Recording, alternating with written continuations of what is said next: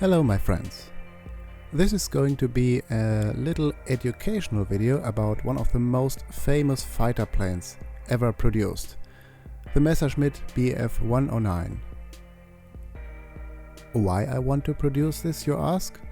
Well, as you might have seen on my channel, the 109 has a very prominent role and I just enjoy this plane very much.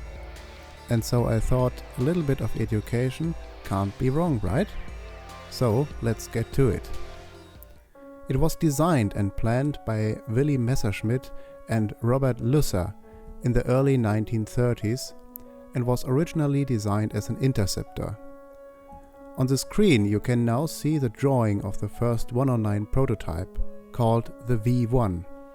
Funnily, since the German engines were not yet ready, it was powered by an English Rolls-Royce Kestrel 6 engine. Later, during the course of 1935 and 36, this was replaced by UMO 210 engines, which had about 600 horsepower at maximum. Since at the time a war was already on the horizon, the Luftwaffe held trials between different fighter models of the time to find out which of them was suited best for the combats to come. The other competing models were the Focke-Wulf 159, basically a compromise between a biplane and a monoplane, the Arado AR-80, and the similarly looking Heinkel HE-112.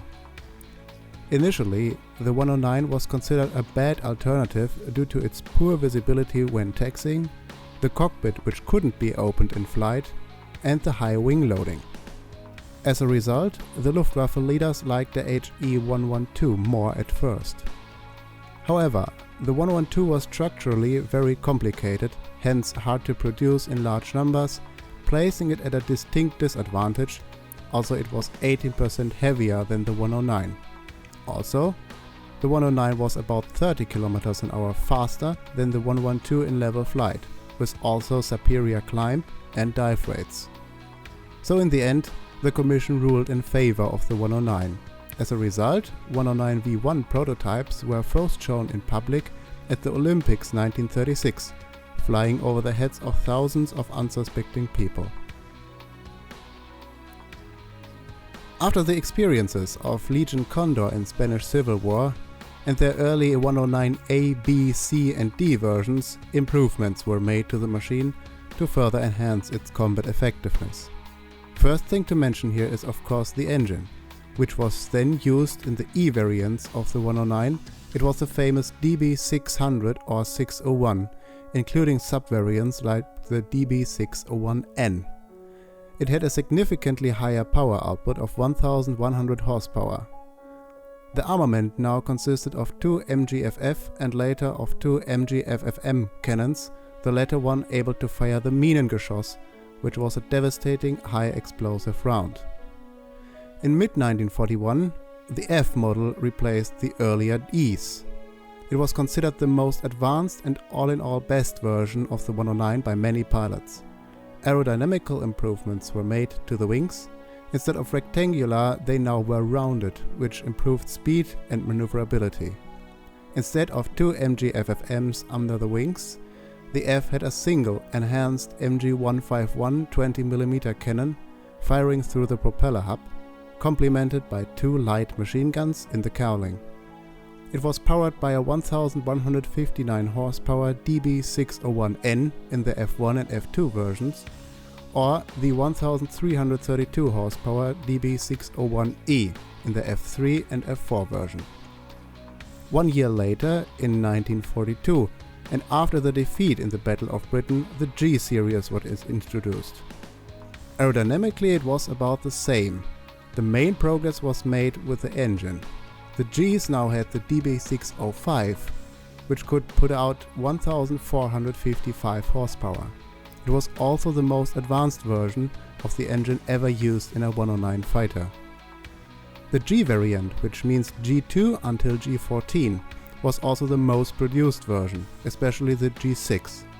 G5 through G14 also used 13mm heavy machine guns in the cowling instead of the earlier, lighter ones. Also, so-called Rüstsätze were made available, which were basically pre-packaged upgrades for the weapon systems.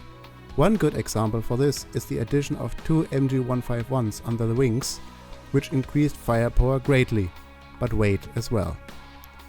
The G variant, including sub-variants, was widely used until 1944, and the fact that Germany was losing the war at the time made room for some desperate measures, as I like to call them.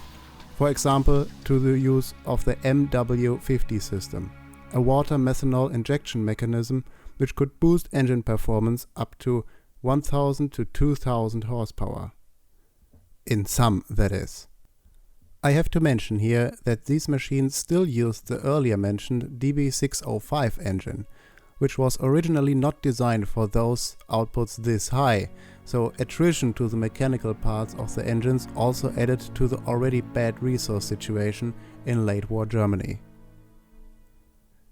The final production variant of the 109 was the K, or Kurfürst, introduced in late 1944. It was made to finally get some order in the bewildering array of 109 variants, sub-variants and their upgrades, or called Rüstsätze. It sported the DB605 engine with 1973 horsepower. Also, a large number of improvements were made, for example the so-called Erlerhaube, which gave the pilot finally a good view to almost all directions. Aerodynamically optimized wheel doors, the FUG-25A IFF system, which allowed German radar stations to identify this 109 as friendly, and a MK108 30mm cannon in the nose, replacing the older MG151. These and more improvements made the 109 comparable to Allied fighters until the end of the war. However, since well-trained pilots were now hard to find, they were often easy prey for Allied fighters such as the P-51 or P-47. Now let's come to an end and a conclusion here.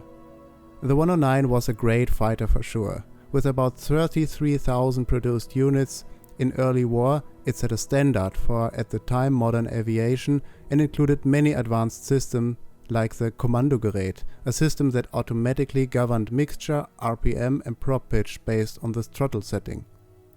The 109 flew from victory to victory until in the end it was all too much to bear for the Luftwaffe. Luckily, I have to add here. What I honor though is the engineering masterpiece itself, the machine I was talking about, the Messerschmitt BF109. I hope you liked this little video. If you did, please leave a like or a comment, since it helps really greatly. And I see you in the next one. Bye bye.